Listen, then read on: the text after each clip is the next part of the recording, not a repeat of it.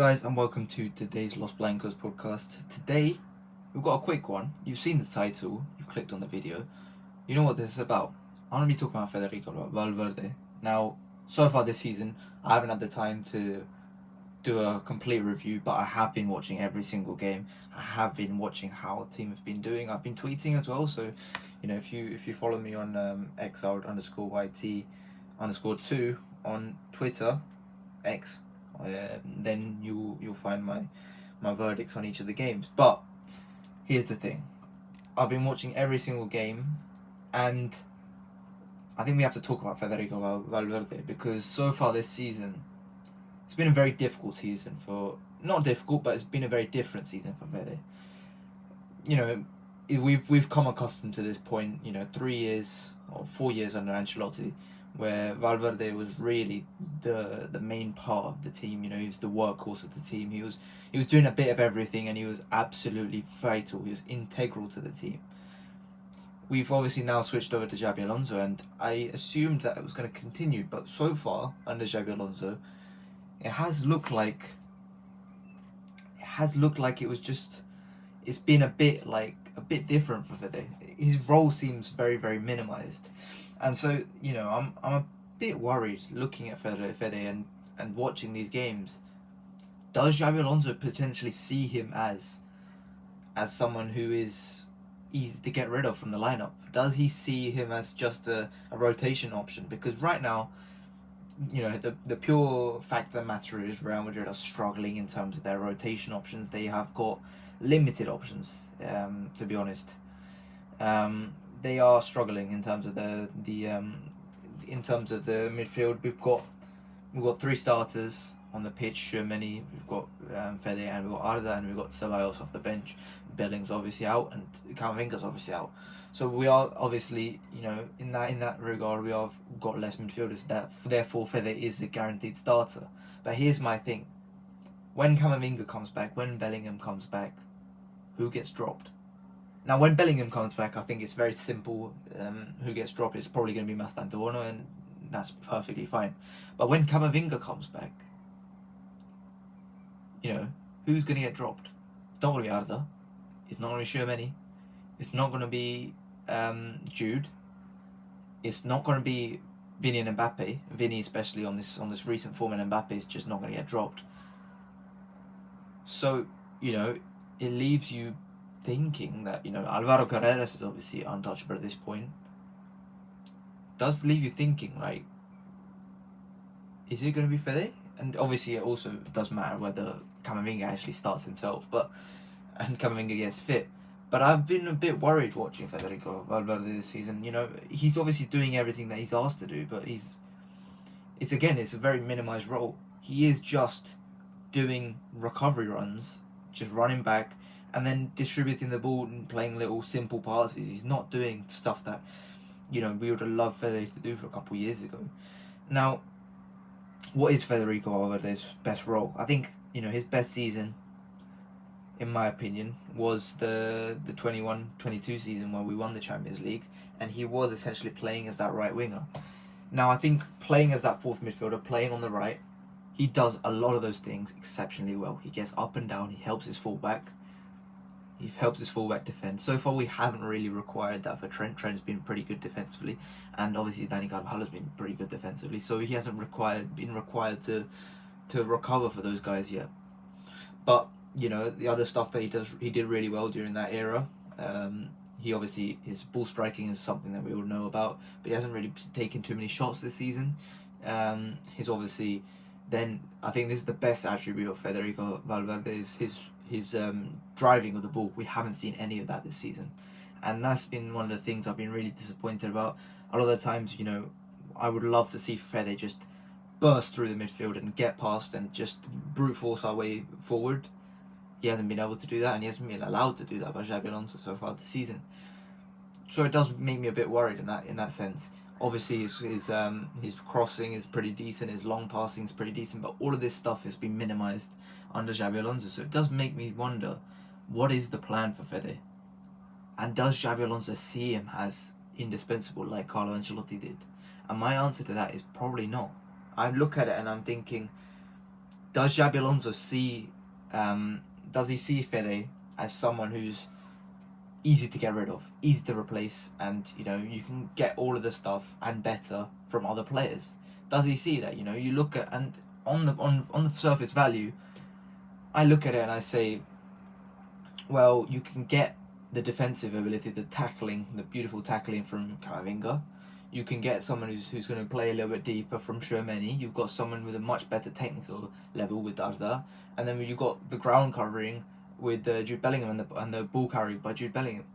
So I think in that sense, I think, you know, Xabi Alonso probably looks at Fede and sees the all rounder, the jack of all trades, if you may. He looks at that and he says, that's probably not essential for Real Madrid at this current moment in time, which is quite disappointing because, you know, personally, over the last few years, Fede has become my favourite player at Real Madrid, and suddenly things look like he's not exactly untouchable in Xabi Alonso's plans, which is really disappointing because I view Federico Valverde as really important, really fantastic, just really good at every part of every aspect of the football pitch.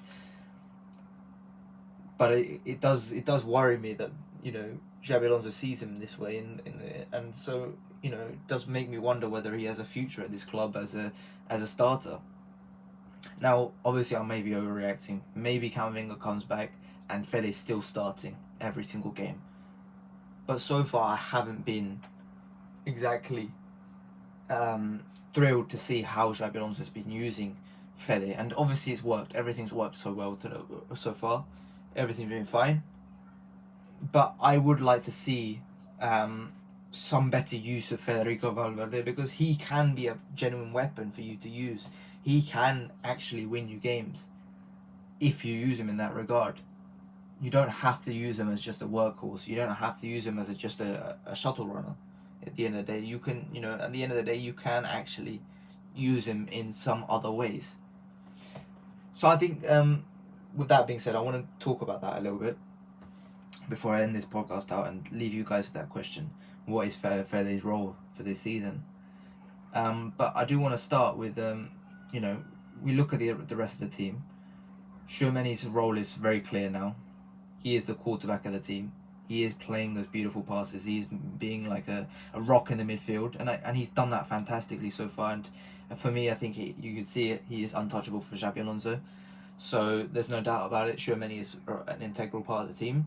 Arda, fantastic, really good on the ball. He's playing these beautiful passes, beautiful through balls, beautiful, creating beautiful chances. All of this stuff he's doing really, really well.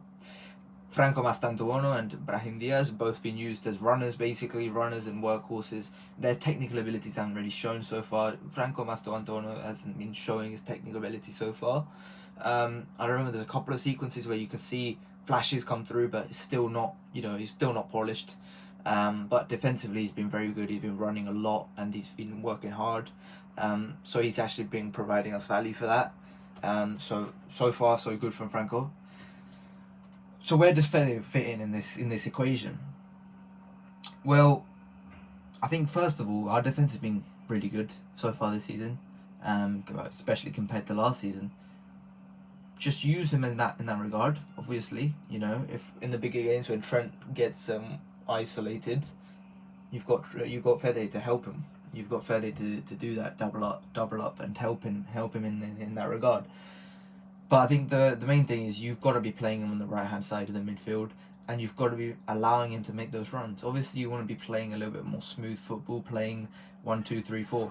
But I think one of the most disappointing things have been our counter-attacking football. Something I would have hoped would have been much better, hasn't been.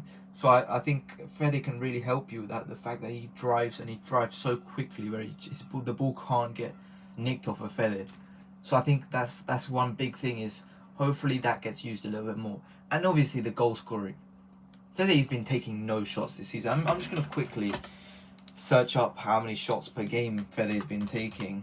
But from what I've been watching, it doesn't look like he's taking many shots. It doesn't look like he's using that beautiful shot of his. And we remember Carlo Ancelotti always constantly talking about how how he should be taking those shots, how he should be scoring 10 goals a season. He should be. And here you go, 1.3 shots per game in La Liga so far.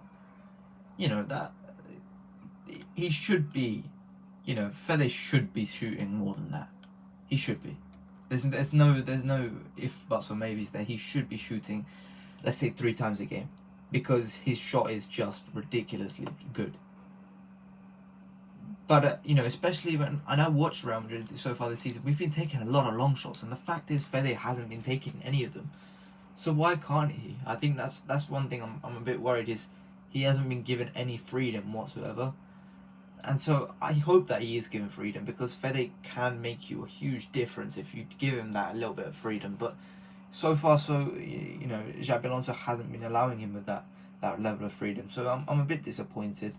But yeah, I mean, that's it. That's all I've got to say about Fede. Like I said, he's my favourite player at Real Madrid, and I hope he's used like that. I hope he's used a little bit better than that. But so far, it hasn't been looking like it. So I'm a bit disappointed with Xabi Alonso's use of him. But maybe when Camavinga comes back, when Jude Bellingham comes back, he can be used in that sense a little bit more. Maybe it's because of the fact that, you know, we've got no midfield options, that he is being used as a workhorse, and the second Jude Bellingham comes in, then you can split that workload a little bit. But so far, it's been disappointing to see how Xabi Alonso has been using Fede, and I think that's another thing is very much Xabi Alonso's use of Fede. I don't think it's Fede's fault with how he's been playing. He's been playing fine, been putting 6s and 7s out of 10s.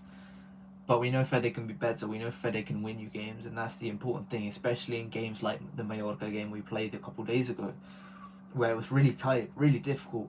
If Fede scores a goal there, if you allow Fede to shoot every once in a while, if you allow Fede to drive, especially when Mallorca are attacking you, then suddenly, you know, it could release a bit of pressure. It could cause them a few issues. It could actually provide a little bit of distance between us and Mallorca, and it could win us the game. So it's stuff like that where I think Fede can be a game changer, can be a game winner for you. You just need to allow him to be, and that's all I've got to say, really.